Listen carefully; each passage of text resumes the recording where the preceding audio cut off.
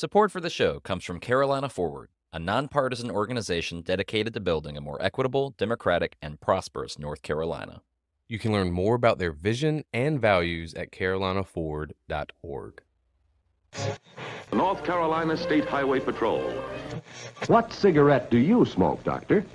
A contributing factor to our juvenile delinquency of today. Rock and roll has got to go. And welcome back to the Hometown Holler.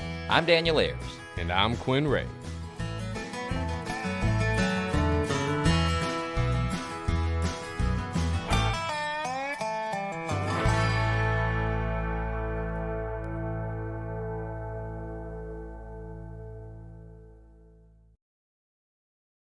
Well, hey, man. You're not Michele Morrow. I am indeed not. I'm not Michele Morrow. You are not. Last I checked. Where is Michele? Where's Michele? Well, we did send an invite, and today we were supposed to have her on the show. She was going to come to the holler and talk with us. Yeah, so that was the plan up until a few hours ago. That's right. So I feel like the folks listening, y'all are going to want kind of an explanation because you see Michele's face on the cover art. You see her name. This was supposed to be a sit-down conversation with Michele Morrow, who, in case you're just kind of tuning in for the first time, she is the Republican nominee for Superintendent of Public Schools, Public Instruction. That's right. And back in, I think it was like June. It was a long time ago. Yeah, probably June. Like mid to late June. In fact, I got the email here. I'll pull it up. So we sent out an email to all of the, June 13th. Okay. We emailed all of the Council of State candidates. That's right. So all the nominees for, like your Commissioner of Insurance, Commissioner of Labor, Attorney General, the Governor. That's right. Yeah, and running for Superintendent, she was on that list. Of the Republican nominees, we heard back from 3 folks. That's right. Mark Robinson, Michele Morrow, and Brad Briner. Yeah. And of the 3 that we heard back from, so we followed up with all of them. That's right. I remember calling Mark Robinson's folks, did not hear back. So we sent out an email introducing ourselves, inviting them on the show. We heard back from Mark Robinson's campaign, and then we responded to their follow-up and never heard back. Yep. And then same with Michele's campaign, never heard back. And then we actually did have a correspondence with Brad Briner. We had an interview on the books. And then I had a conflict with the town. with your I guess your official duties as a elected official intervened, and we just weren't able to find a time that made sense to reschedule that. That's right. So but thanks for Brad for absolutely. Yeah, he was prompt. Yeah.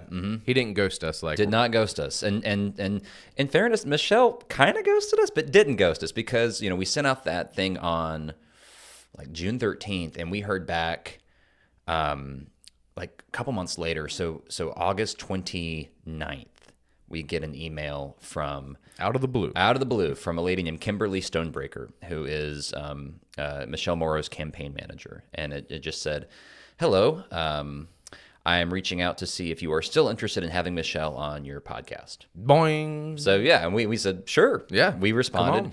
And just, I'm just going to read you some of our email. We just said, "Hi, Kimberly. Hope you've had a pleasant Labor Day weekend. Appreciate your following up with us. We kind of explained that our schedule is tight right now, but at that point we still had I think there was an episode that you and I were going to do together, but we decided, well, we can kind of table that and just make an exception because this was a really important conversation." Absolutely. Yeah. And so we threw out a date, and there was a little bit of back and forth, and we settled on a time, a date and time, and left it with a "thank you so much, looking forward to seeing you. Here's all the logistics and everything." Right. And we had a plan. Then Tuesday of the week of the interview, yes, we get another email from Kimberly, and what did that email say? That one was interesting because I had just posted the Instagram video that many folks may know. It was when I went to the Mark Robinson rally. The 16-minute Instagram. The longest video ever posted to Instagram, which, believe it or not, people watched it. Which is nuts, yeah. Nuts. It's kind of like a good challenge, by the way, if you're looking for like to haze a freshman in college, sit them down and see if they can make it through a 16-minute Mark Robinson stump speech. But we got an email after I posted that. And in that video, I mention it because it's true. Like Mark Robinson in his stump speech says a lot of things that are not true, specifically about the Western North Carolina Hurricane Helene response. And it's really important, I think, Quinn, to both of us that we're not spreading misinformation. Sure. And that anytime there is a falsehood on something we're sharing, that we're contextualizing it and we're calling it out as such. Indeed. So I say that at the front of the video. A lot of stuff Mark Robinson says, it's conspiracy theories, it's misinformation. So we get this email from Michele Morrow's campaign, from our friend Kimberly. Hello, I just, and then she says stared watching, but she meant to say started watching. I just started watching your clip of the Mark Robinson speech. And Graham, do you mind sharing the specific statements you are calling misinformation? I hope that when you interview Michele on Sunday, you plan to have a discussion on the issues surrounding education, and if there are areas where you disagree on the facts, that you will bring those up during the interview so she can defend herself. I am really hoping this doesn't turn into a hit job. What an email to get while I'm sitting at work. I was like, Dude, you yeah, texted me. You were like, check the email. What did you think when you read that? I was kind of a little perplexed. I think the next email will also kind of showcase this once you read it. But it's like, what did they expect, the campaign, from us? Yeah. Did they, not that we were going to hit job, and No. you and I talked about this whole thing. We didn't want to come in here to this interview and do like necessarily gotcha politics. No, not at with all. them. We wanted to sit down.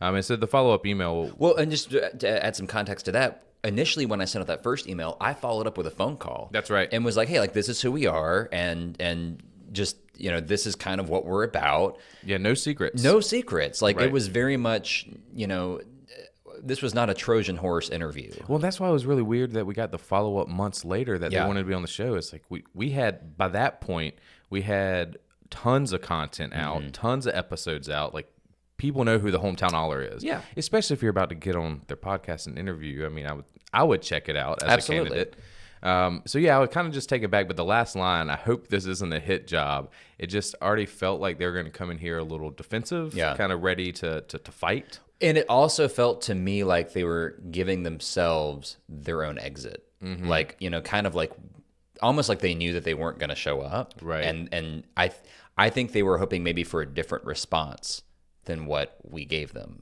We're totally going to hit job you. So, I mean, I don't so know. you and I talked about like, okay, well, how do we respond to this? And we wanted to be genuine. We wanted to be genuine and authentic. And one thing we weren't about to do, I mean, so if, our friend Kimberly, if you go to her Twitter account, it is, talk about misinformation. There's like AI generated footage or images, AI generated images from the hurricane down in Western Carolina. yeah, and it's stuff. like a girl and a puppy in a canoe. And I mean, it's just, Right. we want to talk about misinformation. Like her Twitter feed is the swamp. And so we're not going to entertain this in an email. Not thread. about to get into the nitty gritty of Mark Robinson's misinformation campaign in an email exchange with Michele Morrow's campaign manager. Like that's just not that's not a good use of anybody's time. No. So we just ignored that, thinking. I mean, I think you and I both thought, well, if this is really important to them, we'll just talk about it in person. Right. And so we said, hi there. Thank you for reaching out and sharing your thoughts. While we certainly expect areas of respectful disagreement, I want to assure you that our conversation with Michele on Sunday will focus directly on issues related to the Office of State Superintendent of Public Instruction. Our goal is to provide a fair and thoughtful discussion centered on public education. We'll cover the key topics relevant to the role and give Michele the opportunity to share her perspective. And that went out Thursday? Yeah, that's right. And then we just said look forward to hearing from you. And that was it. Yep. Cool. So that went out Thursday. Didn't hear back. And again, my assumption was we didn't hear back. We're gonna have an episode. Everything's ready to go. This- Even talked last night before this episode. We were like preparing, right? Continuing as we do to get ready for this episode. Right. So I woke up this morning, Yep. checked my email, and this is what it says. And I'm just gonna read this verbatim. Again, original grammar and syntax has been preserved. Good morning. Given further research, we feel it is not in the best interest of our campaign to do an interview. Thank you for your time. So, but we still do an interview anyway. We still be doing it. Also, I noticed that they added somebody else to this email. Yeah, they did. Sam, A new friend, Sam. Yeah. So I don't know why Sam's there, but I mean, I think you and I, when we read that email, both independently thought, given further research, like we're 4 months into this. Right. This showcases, I think, her campaign. Yeah. Right? You have somebody who's going to be running for state superintendent To oversee 1.5 million students. and she said yes to something before researching it, or maybe they did research it and she thought she was going to be able to handle. I don't know, but the way that email read to me was like, how did you not research this before you gave the green light? Yeah.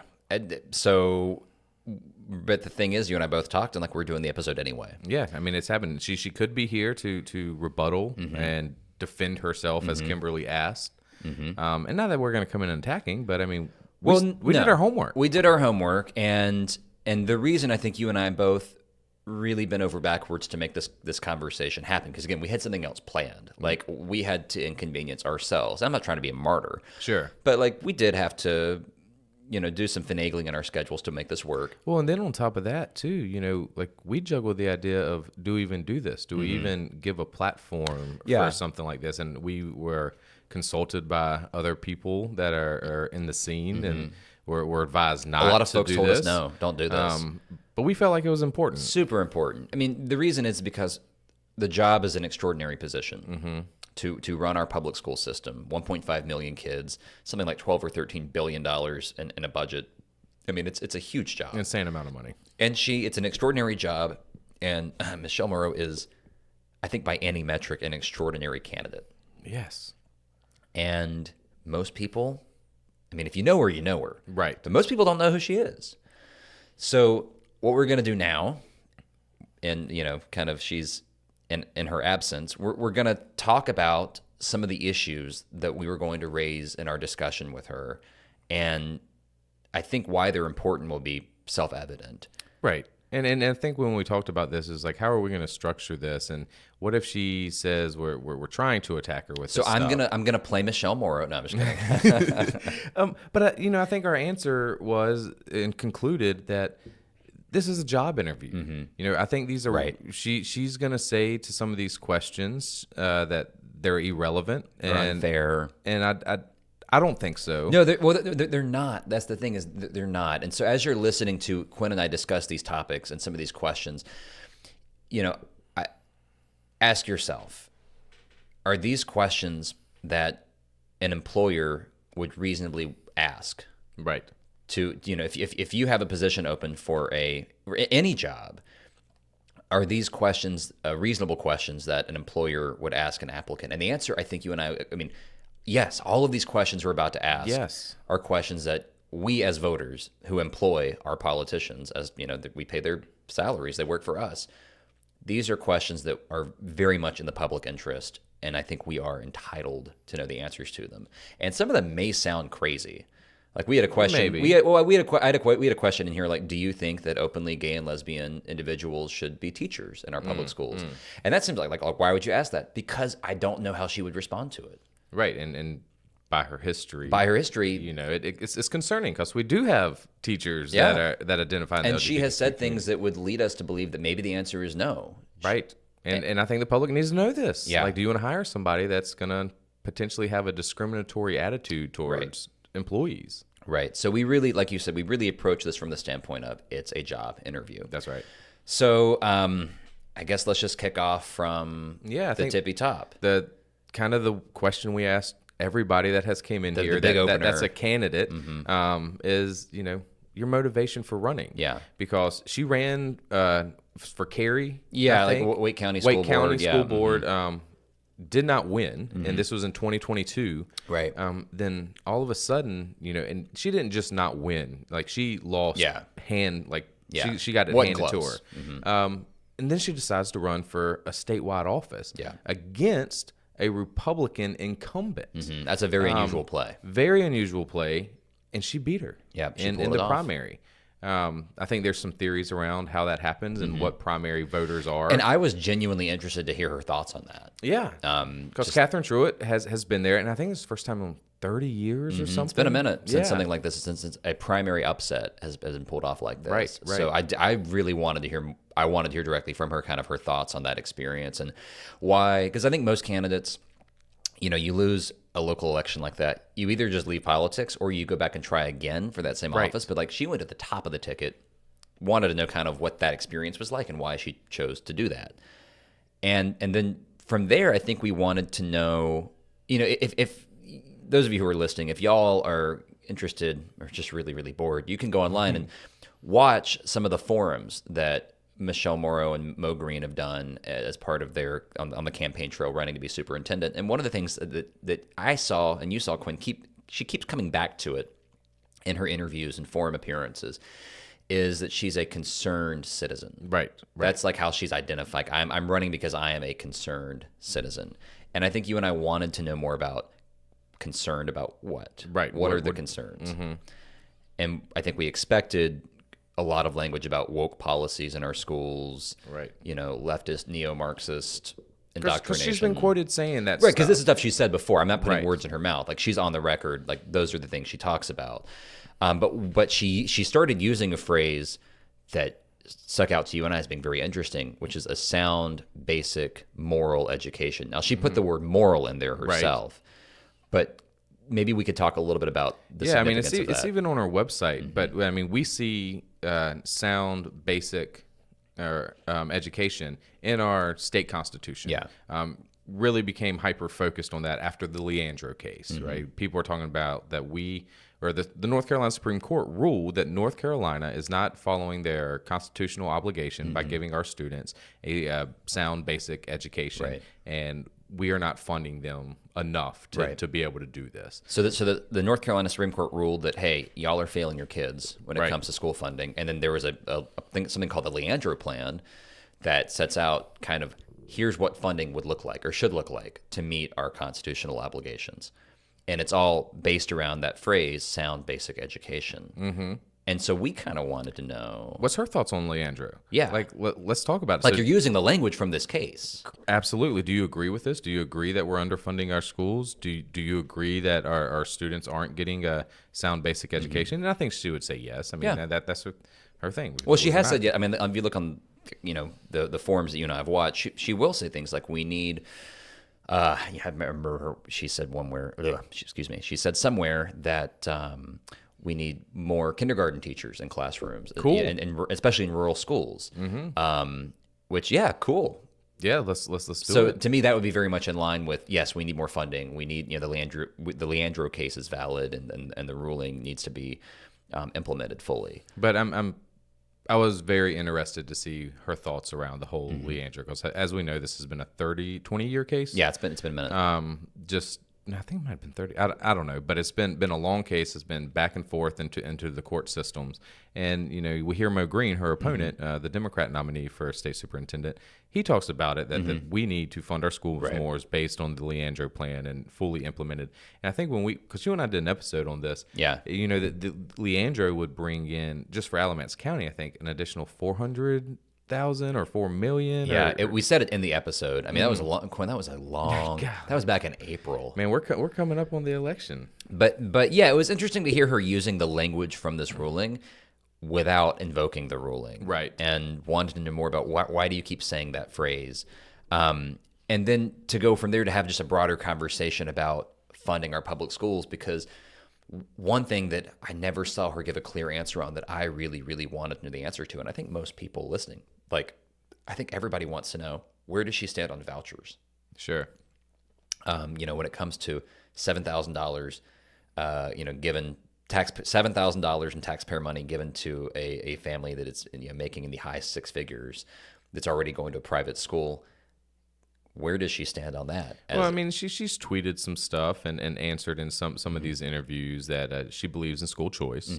And I think we believe in student choice or parents' choice of if you want homeschool, private Right. school, or whatever. But we don't agree with schools choosing students. Right, which is what the voucher program is. Right. And she also, has been seen to say that she thinks the money should follow the student. It's our dollars in all caps. So so the two things we just said there, schools choosing students and then the money following the student. First, yeah, this idea that school choice is all about, families have the right to pick where they go to school. That's just not what the voucher program is about. right? The reality is the schools that are getting these funds can legally discriminate, Right. on the basis of not just religion, not just sexual orientation, but IQ.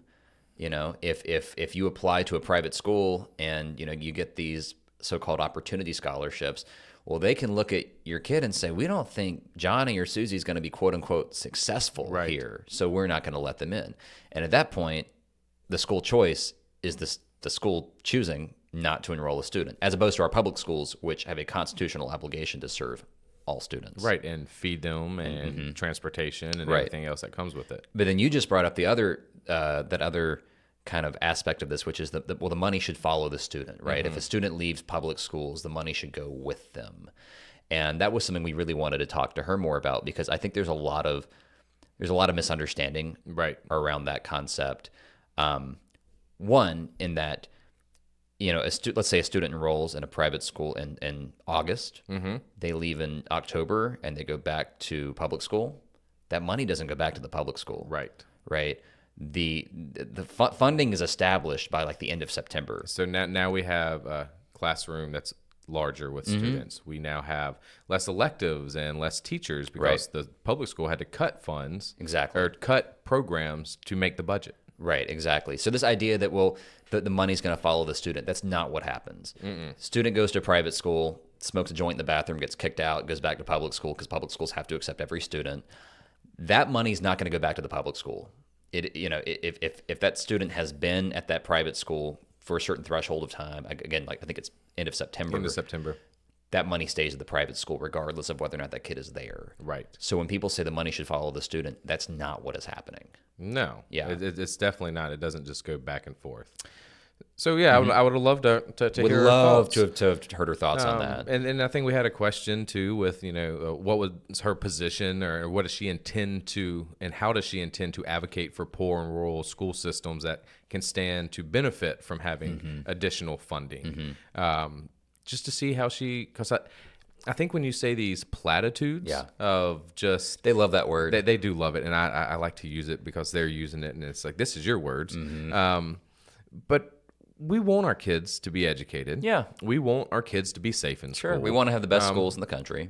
Everybody is in agreement in that. It's just a matter of how do we get to it. Right. And we've talked about Leandro. We talked about the vouchers. And then, you know, she's been on record saying that, you know, she would potentially reject federal funding. Yes. That was a And- big thing, she said. Yeah. And then she kind of backtracked, you know, and we're basing this stuff off of, Daniel kind of said it earlier, where we've watched all the forums between her and Mo Green. We did our homework. We did. We watched, you know, you can check out WUNC's interview. You can check out State Line's interview. Like, it's everywhere. Yeah, Like, no, it's very accessible. It's just you have to be a real nerd.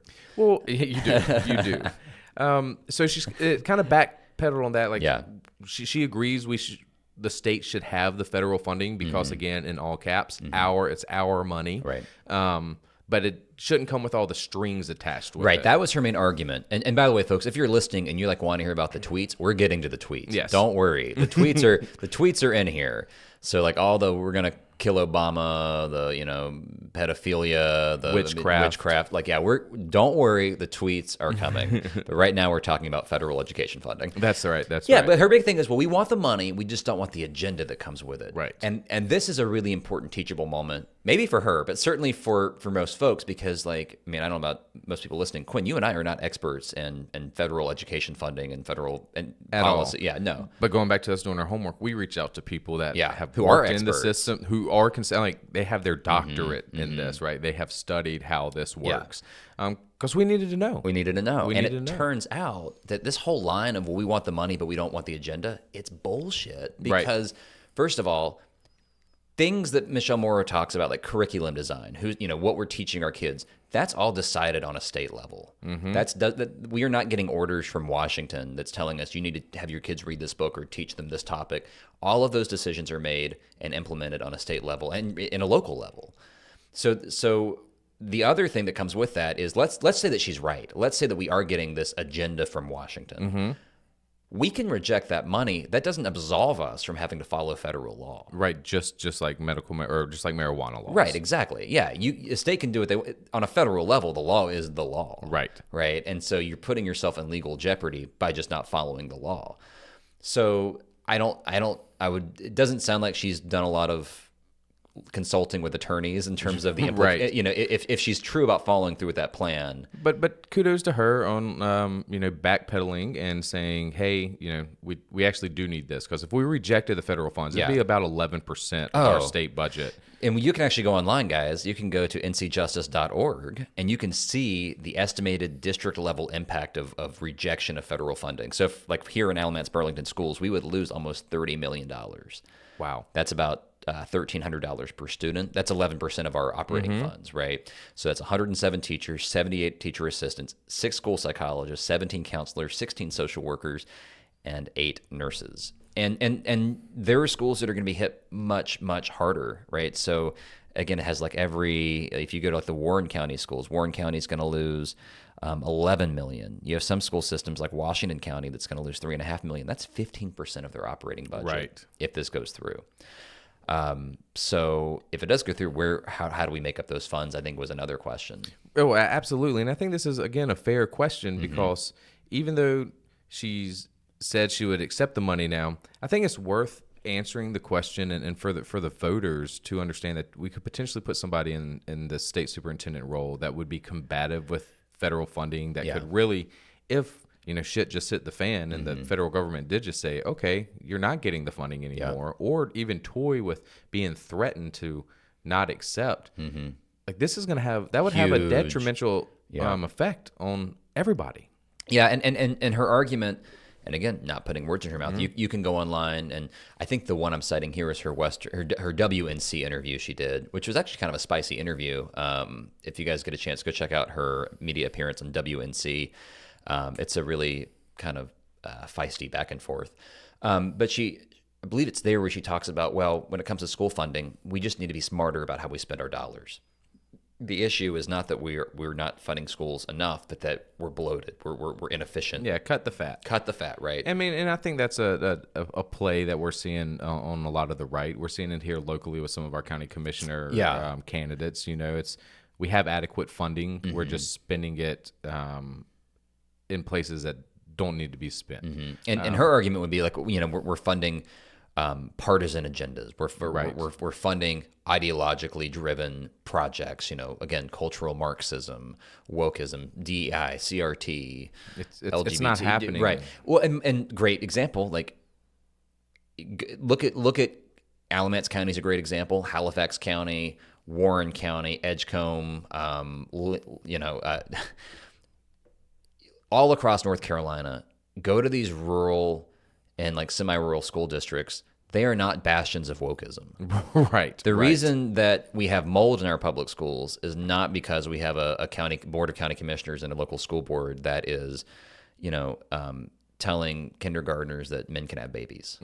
Right. So her whole thesis that, well, we are just too obsessed with pushing an ideological agenda, and that's what's wasting all our money. That's just so not true. Right. And I think we really wanted an opportunity to just hear, and if there is one that we don't know, please tell us that this is happening. Because another thing we noticed watching all these interviews is she speaks in such generalizations. It's like, well, where is this happening? Like, you're making a claim. What school is this happening in? What is the context around? Because occasionally she will invoke an anecdote, and it's very light on details. Sure. It's a concepts of a plan. Concepts of a plan. Yeah, exactly. Okay, so moving on from there, I think we wanted to, there was a tweet about cameras in bathrooms. Yeah, I mean, that was kind of with the funding, right? Because we do agree, I already said it, with the safety, education, more teachers, more eyes on students and doing the stuff.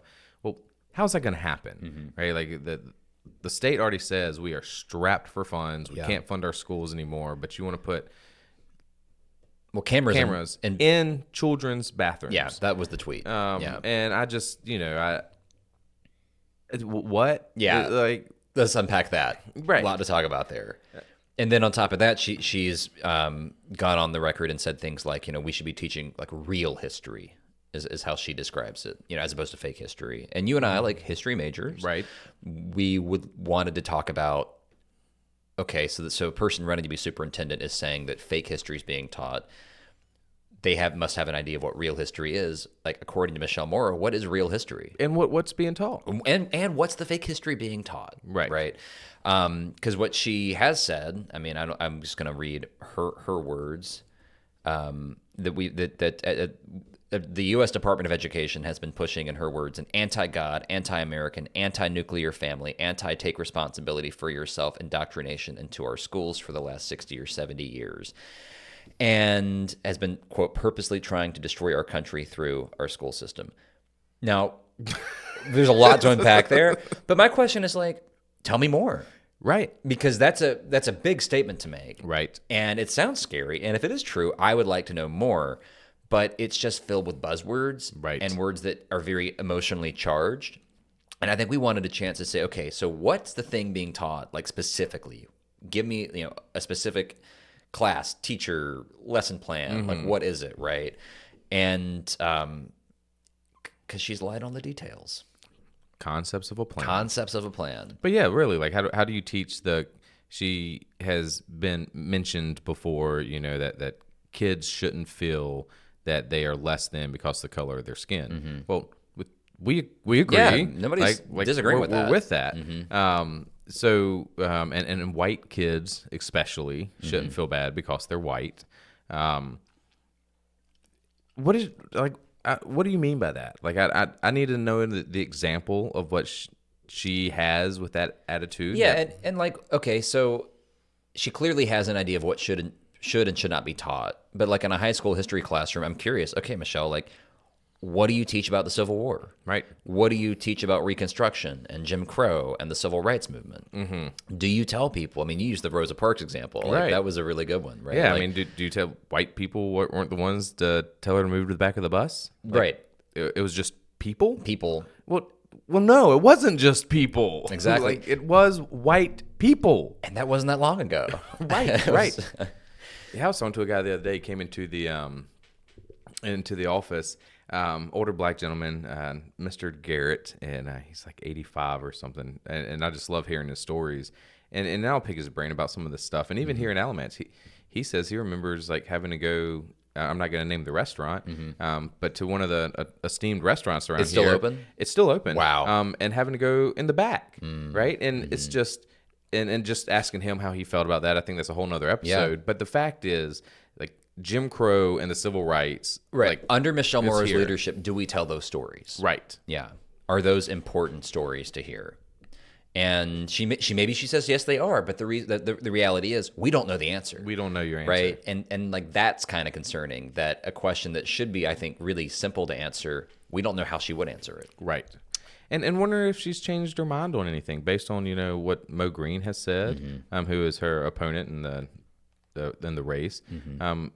Is there anything that she has learned and evolved? Because I think you and I both, I'm not going to speak for you, but I think you and I both agree, and we want people to not necessarily change, but change for the better when you learn. Nah, dude, I want people to regress. Okay, I want Bernie got it. Sanders to go like full Rush Limbaugh. Fair. I want like the opposite of evolution, Right, just right. disintegrating. But when you learn more, and that's kind of what I wanted to get Yeah. out of this episode. Like, come in here and let's work together and educate me.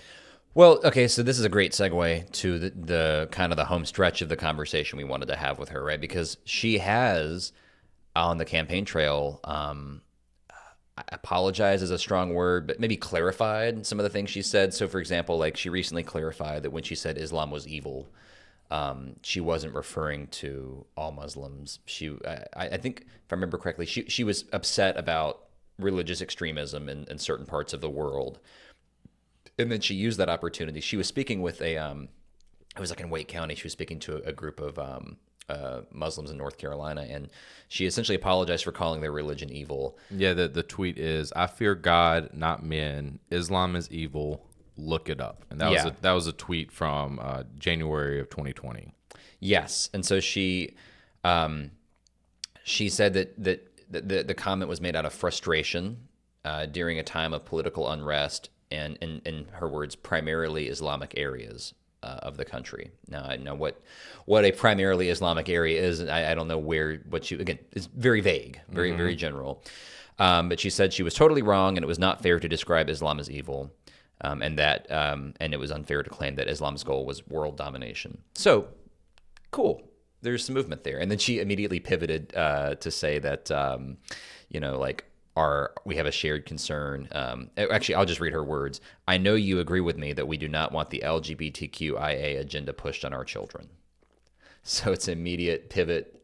Sorry I said this thing. Now let's punch down on this vulnerable minority. But having princes wake up a sleeping princess is cool. Yeah, I mean, there's no consent there, man. Snow White did not ask for that. Oh, you're talking about the book. We didn't even get to the book bans. There's so much we could have gotten to. So she said, now we're getting to the tweets. She said some pretty crazy things, not just like we should execute Obama and charge people to watch it, but she's talked about the plus in LGBTQ plus stands for pedophilia. She's just said things that really undermine trust among the people that she's purporting to want to serve. And not just students, but faculty, administration, anybody who's connected with the public school system. Well, and think about, a student who identifies as LGBTQ. I think a study came out just the other day across the the New York nation. Times. Yes. But 3%, 4% of high schoolers identify as trans. And it's just concerning having somebody that would be in charge of people that you don't agree with. Right. And we do that all the time. We don't always agree with our bosses. We have disagreements. We can have different political ideology, thinking. But how do we work together? Because I think one of her big quotes that she constantly talks about with her leadership style is that she wants to, instill students with civility, respect, and a strong moral character. And I think one way you do that is by exemplifying that. Not demonizing people. And so I think these were justifiable questions of like, how do we work together? How do we move forward from here? Right, exactly. Like if these are your stated values, civility, respect, and strong moral character, how can people... I mean, really, it's just you say this is what you believe in, but your actions demonstrate something else. Help us understand that. Help us make sense of that discrepancy. Should openly gay and lesbian adults be allowed to teach in our public schools? How would you? What would you tell a kid in our school system who identifies not necessarily as trans, but as anything other than, and what is in her view, the heterosexual norm? Right. Like if my daughter wanted to, or my son wanted to come to school and wear a dress, like what happens? Yeah, what happens? Exactly. And then kind of the last thing that I think we really wanted to talk about, and the reason we didn't open with this is because I think this is the hardest question for her to answer. And I think of all the questions we ask, this is the one that could have been perceived as like quote unquote unfair. Sure. But again, I think folks will agree with us. It's not unfair at all because this is a job interview for a very, very important position. Yes. That even if you don't have kids in the public school system, we're all going to live around kids who are educated in the public school system. That's right. And so we asked her, or I guess we didn't ask her. We were going to ask her. Let's say that she is victorious on election day. She pulls off the win. She's now our state superintendent, and it's brought to her attention. Superintendent Michele Morrow learns that in our school system that we have, actually in her administration, let's make it even more direct. Right. Her director of accountability. Who the state superintendent directly appoints and hires and she reports, answers to them. So somebody, directly in her chain of command. You're working together daily. Yes. It comes out that this person has made public social media posts calling for Trump's execution. Pay-per-view, let's put Trump against the wall and get a firing squad going and make some money back off his life. For treasonous crimes. Let's say that this person and the Michele Morrow administration says that the P in Christian pastor stands for pedophilia. Or let's say they've tweeted that Judaism is evil. What was the other one we were going to do? Thinking yeah. BLM, because there's tweets of her thinking Proud Boys. Right. Michele Morrow has been endorsed by the Proud Boys and has tweets thanking the Proud Boys for their hard work. And what I would love to know, like from Michele Morrow, and if Michele, if you're listening to this, how would you respond to the situation if it comes out that somebody directly under you has made these comments on social media, and then this person says, as Michele has claimed, because these are all mirror images of her tweets. We're just wanting to put the shoe on the other foot. Exactly. Again, I think that's fair. That's fair. That's what people right now are seeing.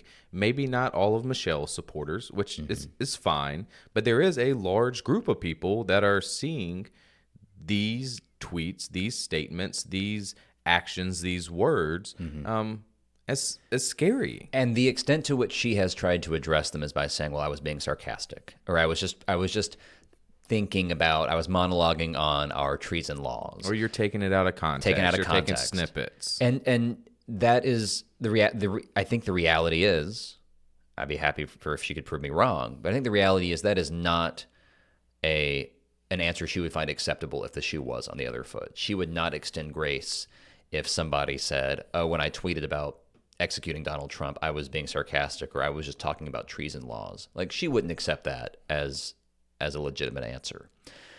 And this is just me personally, but I find it just really hard to believe any sarcasticness or meaning, because she was the spokesperson for Liberty First Grassroots, and they go check out LFG, and they put out some of the most wild QAnon conspiracy stuff. They have claimed about the deep state is behind the school shootings. 9/11's an inside job. She was their spokesperson? She put it down on a resume.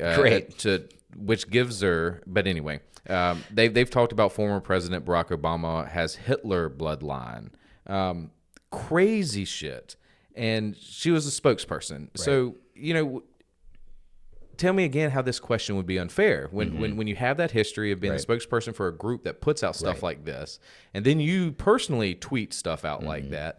Like, can we at least agree that it would be unfair of us not to ask these questions? Right. Yeah. And maybe we could at least agree, if she was here to answer this, that at least she understands that they could be concerning to folks.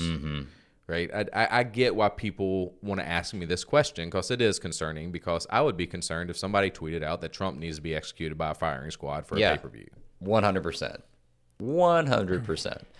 So that was the conversation we didn't get to have with Michele Morrow. And I think it's a shame she chose not to take advantage of this opportunity.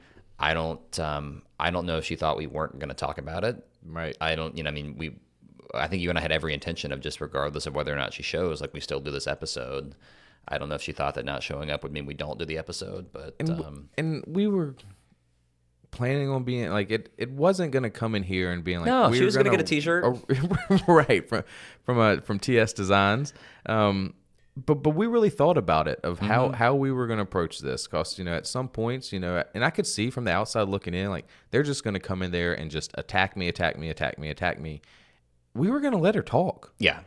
We weren't going to talk over. We weren't going to try to get into necessarily an arguing match. But like you said in the beginning of the episode, we feel like it's our duty, if there was any misinformation to put out, that we do kind of combat that. But we were going to give a platform to let her talk. Yeah. The most uncomfortable thing of this all were, these weren't going to be softball questions. They weren't going to be questions that you see in all the other interviews where you have 7 minutes of a segment like WUNC, right, where you just got to go. Gotta keep going. Where we could actually discuss and have dialogue and back and forth and kind of expand the question instead of just putting out concepts and platitudes and ideas that most everybody agrees on some factors of what she says. I mean, for me personally, like, she's sharpened up. From when she first ran to now. She got some coaching. She's got some coaching. And she says some good stuff. Like, when I first watched the forum between her with the Latinx Ed, her and Mo Green, her opponent, it was like, wow, like, she didn't say anything crazy, like but it's when you say just blanket statements of, we need more teachers. We need to treat teachers like professionals. We need more safety in our schools. Well, hell, yes. Yeah. Yes. Let's talk about it. Let's talk about the why and the how. But here we are, Daniel. It's just you're not Michelle. I'm not Michelle. No, I'm not. But I'll tell you what we are is super grateful for all the folks who tune in and listen. Indeed. God, we're coming up on the very end of our season, our first season, and we have, just crushed our goals. Yes. I say we, not just you and I, Quinn, but like everybody helping us, everybody listening. You guys have made the Hometown Holler North Carolina's largest state politics podcast, and we did it in under a year. That's right. So thank you so much for tuning in, for believing in what we're doing. For those of you who are supporting us on Patreon, thank you guys for believing in us with your dollar. And for those of you who haven't subscribed to our Patreon, it's never too late. That's right. We're actually our Patreons. We're taking them to the state fair in a week. That's going to be a lot of fun. That'll be fun. We're going to check that out. And then I think we're going to have our season finale November 11th. That is a Monday. But cool news to everybody that's listening, that'll be a live episode. Live event. Can we confirm the guest yet? Are we? I think we got a fun guest to come in. But we're super cool guest that we're working on. We're going to recap the election because this will be a week after the election. That's right. What happened, and where do we go from here? Yeah. And so that'll be on Elon's campus November 11th at 6 p.m. Make sure you're following us to get more updates for it, but we would love to pack it out for our season The finale. reason it's on Elon's campus is because we did an event last month with Anderson Clayton, and it went so well that they were like, can we do this again? And we were like, please. Yeah. So this is like round 2. It's going to be bigger, better, more better. Bigger and more better. Exactly. Anyway, well, I think that's it, Quinn. I think we've done enough damage today. Anything I'm missing? No, I'm anxious to watch the email thread after this. Yeah. See what happens. We'll get some mail. All right, y'all. Thank you for listening. Bye.